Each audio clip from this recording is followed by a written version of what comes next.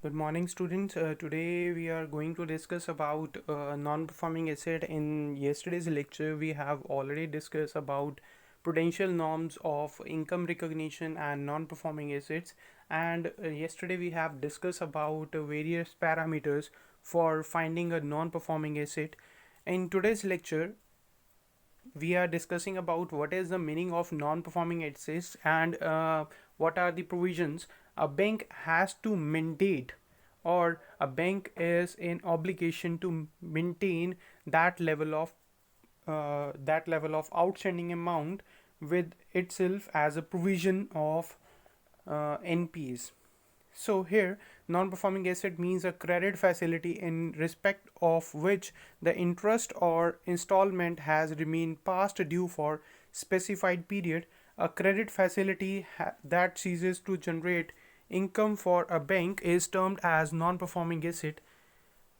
Any loan facility which is overdue for interest or installment for a period of 180 days is considered as NPA. With effect from March 2004, banks have to classify their assets as non-performing asset if they fail to recover either a portion of principal or interest within 90 days instead of 180 days applicable earlier. So, if I'm talking about non-performing asset, if any of the amount which is in default from the last 90 days, that should be considered as non-performing asset, but earlier it should be 180 days. And if we are talking further, this period applies for the term loan, overdraft, as well as other advances. The RBI has issued guidelines known as Prudential norm, we have discussed yesterday, for the provision of for loss on advances or credit facility granted by the banks. So, classification of assets as per the Prudential norms, there are four categories: standard assets, substandard asset, doubtful asset, and loss assets. So, basically, standard assets should be considered as good debt, but a bank has to mandate they have to maintain 0.4% of the outstanding amount with itself. Standard assets for a bank is an asset that is not classified as non-performing asset. The asset exhibit no problem the asset exhibit no problem in the normal course other than usual business risk. Such asset does not earn more than normal risk attached to the business.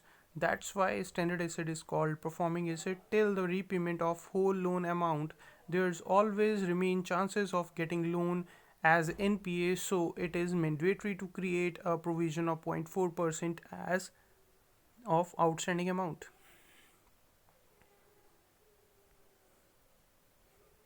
So the next part is substandard assets. Substandard assets are basically these are called doubtful debts. The amount of advances which is non-performing for the period not exceeding 12 months is considered as substandard assets. The security available to the bank is inadequate.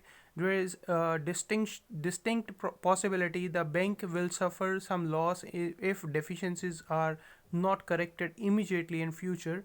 Till the repayment of whole loan amount, there is always remain chances of getting loan as NPA, so it is mandatory to create a provision for 15% of outstanding amount.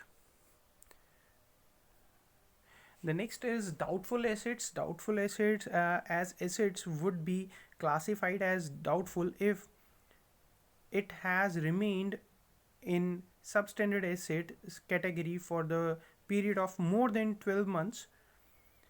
There is a difference between a substandard asset and doubtful asset. Substandard assets are basically below 12 months and doubtful assets are greater than 12 months.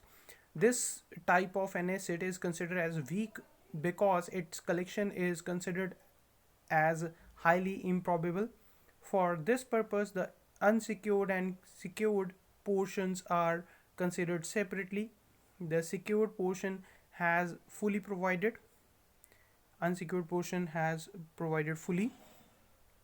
Basically, we have to create a provision 100% for unsecured portion. provision is also to be made against secured as a certain percentage till the repayment of whole loan amount. There is always remain chances of getting loan as NPA. So it is mandatory to create a provision ranging from 25% to 100% of the outstanding amount according to the period of loan. Then the next part is loss asset. Loss asset should be considered as bad debts.